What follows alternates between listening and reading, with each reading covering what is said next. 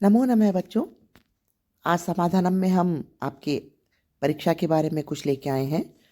परीक्षाएं नज़दीक हैं, आपकी बोर्ड परीक्षाएं, और संस्कृत को लेके भी आप बहुत परेशान हैं कि संस्कृत में क्या आएगा, किस तरह से आएगा और हमें उसको किस तरह से हल करना है। तो आज हम आपके लिए मॉडल पेपर लेकर आए हैं संस्कृत का। आइए ध्यान से देखते हैं।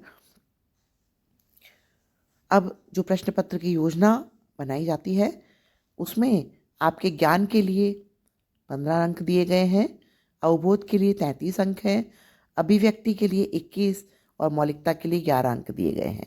इस तरह से आपको कुल 80 अंक का विभाजन किया जाता है। और प्रश्नों के जो प्रकार आएंगे उनके भी अंकभार देखिए।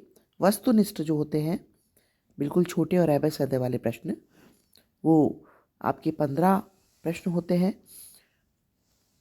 और उनके लिए अंक दिए हुए हैं आपके 15, यानी कि 1 नंबर का 1 प्रश्न। लास्ट वाला कॉलम ध्यान से देखिए कि उसमें आप संभावित समय देखिए कि संभावित समय कितना दिया जाना चाहिए। तो आप 15 प्रश्न जो आप करेंगे उसके लिए आपका संभावित समय केवल 20 मिनट होना चाहिए। इसी तरह एक रिक्त स्थान है, लघुत्तरात्मक है, अति लघुत्तरात्मक, दीर्घ उत्तरीय, निबंधात्मक, इन सभी का लगने वाला समय भी दिया हुआ है और कुल अंक भी दिए हुए हैं, प्रश्नों की संख्या भी है। तो इस तरह से आप देख सकते हैं कि कितने प्रश्न और उन्हें हमें कितने समय में हल करना है। इसी तरह हमारा जो पेपर है वो डिवाइड किया जाता है। बच्चों, इस बार कुछ पैटर्न अलग है, तो आप पूरे पैटर्न को ध्यान से देखिए ताकि आपको एग्ज़ाम देने में आसानी रहेगी। तो चलिए हम शुरू करते हैं हमारा पेपर। ये मॉडल पेपर है आपका, विषय संस्कृत, कक्षा 10। सबसे पहले हम जो ये सामान्य निर्देश हैं ये देखते हैं। इसमें जो पहला पॉइंट है वो है कि सबसे पहले अपने प्रश्न पत्र पर अपना रोल नंबर जरूर लिखें। दूसरा, सर्वे प्रश्न अनिवार्य। आपको इस बात का ध्यान रखना है कि आपको सभी प्रश्नों को हल करना है आवश्यक रूप से, एक भी प्रश्न नहीं छोड़ना है। तीसरा है, सभी प्रश्नों का उत्तर पुस्तिका में ही लिखना है। कई बार आप पेपर पे लिख लोगे और उत्तर पुस्तिका में लिखना भूल जाएंगे तो वो गलत रहेगा। पहली बात तो कि आपको अपने प्रश्न पत्र पर कुछ भी नहीं लिखना है। चौथा, एक प्रश्न के सभी उत्तर एक साथ लिखने हैं खंड के। इसमें 4 खंड आपके आएंगे, अ ब स द। तो आप जब अ खंड करेंगे तो आप उनके सभी के उत्तर एक साथ लिखेंगे। इसी तरह हर खंड के उत्तर एक साथ ही लिखने हैं। पांचवा देखिए कि सभी प्रश्नों का उत्तर संस्कृत माध्यम से ही लिखना है। ये मैंने आपको हिंदी में समझाया है ताकि आपको ये आसानी से समझ में आ जाए। अब हम पेपर की तरफ चलते हैं। देखिए, सबसे पहले हम बात करते हैं खंड ए की, जिसमें कि हमारे वस्तुनिष्ठ प्रश्न आएंगे। जैसे पहला प्रश्न है, पाषाणी सभ्यता समाविष्टा न स्यात्। 4 इसमें आपको ऑप्शन दिए हुए हैं, चारों में से आपको एक सही करना है। इनके उत्तर आपको अपने उत्तर पुस्तिका में ही लिखने हैं, कॉपी में ही लिखने हैं। अब मान लीजिए इसका उत्तर ए सही है, प्रकृत्याम, तो आप उसमें पहला खंड ए, प्रश्न 1, उसका पहला प्रश्न डाल के उसका उत्तर लिखिए ए, और प्रकृत्याम लिख देंगे तो और भी अच्छा रहेगा। इसी तरह आपका दूसरा प्रश्न देखिए, बुद्धि बलवती सदा कथा कुतः संग्रहिता। ये आप यदि पाठ का शुरुआती भाग पढ़ेंगे तो आपको समझ में आएगा। इसका उत्तर है शुक सप्ततितः है। तीसरा, शिशुपालनम इत्यस्य पाठस्य रचयिता कै। इसके रचयिता हैं, इसका सही उत्तर है द दिंगनाग। अब आप इन दोनों प्रश्नों दूसरे और तीसरे से अनुमान लगाइए कि आपको जो पाठ शुरू होने के पहले जो उसका परिचय दिया जाता है वो भी पढ़ना बहुत ही आवश्यक है, क्योंकि उसमें से ही आपके 2 प्रश्न आ गए हैं। इसलिए हर पाठ को ध्यान से पढ़ें, एक बार पूरे पाठों को अच्छे से पढ़ें। इसी तरह आगे ये आपके चौथा प्रश्न देखिए, मनुष्य किम कृत्वा न अवसीदति। 5वां, सिंहस्य पुच्छम कै धुनोति, ये कहानी में से है। 6ठा, प्रथमो धर्म कै। 7वां, निष्कपट इत्यस्य पदस्य संधि विच्छेदो अस्ति। अब इसमें आपके कुछ प्रश्न ग्रामर के भी आ गए हैं। 8वां, प्रकृति ही धन एव इत्यस्य संधि पदम अस्ति, ये बताना है आपको। 9वां प्रश्न है, श्चुत्व संधि उदाहरणम अस्ति। अनुस्वार संधि उदाहरणम अस्ति। अनुरथम इत्यस्य पदस्य समास विग्रह अस्ति। द्विगु समासस्य उदाहरणम अस्ति। मुखकमलम इत्यत्र क समास है। आचारः इत्यत्र पदे क उपसर्ग है, यहाँ उपसर्ग आ गया है। दुर्वहम इत्यत्र उपसर्गम शब्दम च पृथक कृत्वा लिखत। तो इस तरह से आप देखिए कि इसमें आपके संधि, समास और उपसर्ग तीनों प्रकार के प्रश्न इसमें वस्तुनिष्ठ में आ गए हैं। फिर देखिए दूसरा प्रश्न देखते हैं हम। निर्देशानुसारम रिक्त स्थानानि पूरयत। इसमें आपके रिक्त स्थान दिए गए हैं और निर्देश सामने कोष्टक में दिए गए हैं, ब्रैकेट में दिए गए हैं, उसको देखकर आपको उसका भरना है। जैसे बालक में बालक धन टाप, इसमें टाप प्रत्यय लगा के क्या शब्द बनेगा वहाँ पे आपको लिखना है। तो ये स्त्री प्रत्यय है, बालक में हम टाप लगाते हैं तो बनेगा बालिका, तो सा बालिका भरेंगे यहाँ पे, सा बालिका मधुरम फलम खादति। इस तरह से आपको निर्देश देखकर इनका भरना है। तीसरा प्रश्न है, अधोलिखितम गद्याशम पठित्वा एतदा धारित प्रश्नानाम उत्तराणि यथा निर्देश लिखत। निर्देश दिए हुए हैं हर प्रश्न के ऊपर, आपको गद्यांश को ध्यान से पढ़ना है। 8 नंबर का है ये। इसमें फिर एक पदेन उत्तरत है, 4 पूर्ण वाक्येन उत्तरत है, 4 हैं। गय है अश्य गद्यांशस्य समुचितम शीर्षकम लिखत। शीर्षक जरूर लिखना है। 1 नंबर का प्रश्न है ये कि आप शीर्षक होता है कि आपने जो गद्यांश पढ़ा है इसका सबसे अच्छा शीर्षक क्या होगा, मतलब पाठ का नाम जो होता है वो शीर्षक कहलाता है। इस तरह से आप इसको क्या नाम देना चाहेंगे वो नाम आपको यहाँ लिखना है। फिर भाषिक कार्य हैं, इसमें आपको दिए गए जो दिया है उसके अनुसार लिखना है। वयम सर्वे राष्ट्रध्वजम नमामः इत्यत्र कृतपदम लिखत। अब इस जो वाक्य है इसमें आपको कृतपदम लिखना है कि इसमें कर्ता कौन है। यहाँ पे कर्ता है वयम, तो इसका उत्तर होगा वयम। इसी तरह सुमधुरा धारा प्रवहति इत्यत्र विशेषण पदम किम। यहाँ पे धारा विशेष्य है, प्रवहति यहाँ पे क्रिया है, तो धारा की विशेषता है सुमधुरा, तो यहाँ विशेषण पद हो गया सुमधुरा। इसी तरह से आपको ये लिखने हैं। ब इसका भाग है, इसमें है अधोलिखितो संख्यावाची शब्दों संस्कृते लिखत। संख्यावाची शब्द दिए हुए हैं 125, 328, इनको आपको संस्कृत में लिखना है। अब आगे हम देखते हैं कि दूसरा खंड आ गया है हमारा, खंड ब। ए खंड के आपको सभी प्रश्न एक साथ करने हैं, उसके बाद आपको ब खंड शुरू करना है। देखिए चौथा, इसमें बालक है कलमेन पत्रम लिखति। कलमेन के नीचे अंडरलाइन की हुई है रेखांकित पदे, रेखांकित किया हुआ है इसको कलमेन को। इसमें आपको विभक्ति और उसका कारण लिखना है कि कलमेन कौन सी विभक्ति है, कौन सा वचन है, ये आपको इसमें लिखना है। इसी तरह से देखिए आप वाक्य संशोधित हैं आगे। फिर अपि कुशलम महाराजस्य, इसमें रेखांकित पद का प्रश्न निर्माण करना है। फिर एकस्मिन चत्वरे स्थापितवन्तो, इसमें रेखांकित पद का प्रश्न निर्माण करना है। 8वां प्रश्न देखते हैं। अधोलिखित श्लोकस्य हिंदी भाषायाम सप्रसंगम भावार्थ लिखत। सप्रसंग, इसमें आपको जो श्लोक दिया है इसका प्रसंग भी लिखना है और इसका भावार्थ भी हिंदी भाषा में लिखना है, हिंदी भाषा में लिखना है इसमें।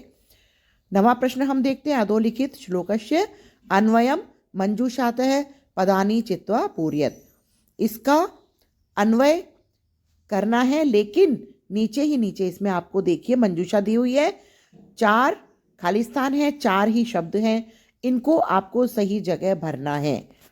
ऊपर श्लोक देखिए, जैसे विचित्रे खलु संसारे न अस्ति किंचित निरर्थकम अश्वचेत धावने वीरः भारस्य वहने कर। इसमें पहला है विचित्रे, आगे आएगा संसारे, किंचित, दूसरे में आएगा निरर्थकम, निरर्थकम न अस्ति। विचित्रे संसारे किंचित निरर्थकम न अस्ति खलु चेत अश्वः धावने वीरः खरः भारस्य वहने वीर। ये इस तरह से इसको आपको अन्वय को पूरा करना है। 10वां, स्व पाठ्य पुस्तकात् श्लोक द्वयं लिखत यद अस्मिन् प्रश्न पत्रे न स्यात्। 2 श्लोक लिखने हैं पाठ्य पुस्तक से, जो आपके पाठ में है वो, लेकिन इस प्रश्न पत्र में नहीं होने चाहिए। ऐसा नहीं है कि आपने ऊपर से श्लोक देखा और लिख दिया। आपको 2 श्लोक इसके अतिरिक्त जो याद हो आप वो लिखिए, और सिर्फ श्लोक लिखना है, उसमें आपको हिंदी अनुवाद नहीं करना है। 11वां विचित्र है साक्षी इति पाठसारम हिंदी भाषायां लिखत। विचित्र साक्षी जो पाठ आपका है उसका पाठ का सार, मतलब उसका संक्षिप्तीकरण करके उसको संक्षेप में आपको हिंदी भाषा में लिखना है। 12वां देखिए पर्याय पदम मेलियत। पर्यायवाची शब्द हैं, इनको आपस में मिलाना है। जैसे सलिलम यानी जलम होता है, इनको आपस में आपको मिलाना है। बहुत आसान है। 13वां, मंजूषाया प्रदत्तो समुचिते अव्यय पदे वाक्यानि पूरयत। मंजूषा में से देखकर अव्यय पद को आपको वाक्य में भरना है। जैसे अहम, आगे खालिस्तान है, जयपुरम गमिष्यामि, तो अहम श्व जयपुरम गमिष्यामि। रमेश है, इसमें आएगा अपि, रमेश भी मेरे साथ जाएगा। रमेश है अपि मया सह गमिष्यति। त्वम अत्र एव तिष्ठ, तुम यहाँ ही रहो। तो इस तरह से आप देखते हैं हम खंड से, इसमें अधोलिखितम गद्यांश है, पठित्वा एतदाधारित प्रश्नानाम उत्तराणि यथा निर्देशम लिखत। जिस तरह से निर्देश दिया हुआ है उसमें हमें प्रश्नों के उत्तर देने हैं। जैसे गद्यांश यहाँ दिया हुआ है, ये आपका पाठ का है, पाठ का एक छोटा सा हिस्सा है, गद्य है, गद्य का अंश है। तो न्यायाधीश वाला ये पाठ है, इसमें से आपको उत्तर लिखने हैं। एक पदेन उत्तरत है 2, पूर्ण वाक्यन उत्तरत है इसमें 2, यथा निर्देश उत्तरम है 2। और इसमें अथवा भी है कि आपके 2 पाठों में से अलग अलग छोटे छोटे गद्यांश हैं। आपको जो पाठ अच्छे से आपको समझ में आ रहा है, जो गद्यांश अच्छे से समझ में आ रहा है, वही आप कीजिए। तो ये बहुत आसान है। आगे हम देखते हैं 15वां प्रश्न। अधोलिखितम श्लोकम पठित्वा एतदाधारित प्रश्नानाम उत्तराणि यथा निर्देशम लिखत। इसमें एक श्लोक दिया हुआ है, उसे आपको ध्यान से पढ़ना है और उस पर आधारित उत्तरों का जैसा निर्देश दिया गया है वैसे उनके उत्तर देने हैं। श्लोक है, बाद में एक पदेन उत्तर लिखने हैं, इसमें से 2, पूर्ण वाक्य उत्तर लिखने हैं 2, यथा निर्देश उत्तरम लिखने हैं 2। इसी तरह से इसमें भी अथवा आपके दिया हुआ है कि यदि आपको वो श्लोक समझ में नहीं आ रहा है तो दूसरा श्लोक है, और इसमें भी साथ में 6 प्रश्न हैं करने के, इन्हें आप आसानी से कर सकते हैं। आगे 16वां प्रश्न हम देखते हैं। अधोलिखितम नाट्याशम पठित्वा एतदाधारित प्रश्नानाम उत्तराणि यथा निर्देशम लिखत। नाटक का अंश है, ये नाट्यांश है, ये भी आपके पाठ में से ही है। इसके ऊपर आधारित आपको उत्तर निर्देश के अनुसार देने हैं। इसमें भी एक पदेन उत्तर है 2, पूर्ण वाक्यन उत्तर है 2, और यथा निर्देशम ये भी 2 ही हैं। जैसे अस्मान रक्षी शशि इतस्य वाक्यस्य क्रियापदम लिखत।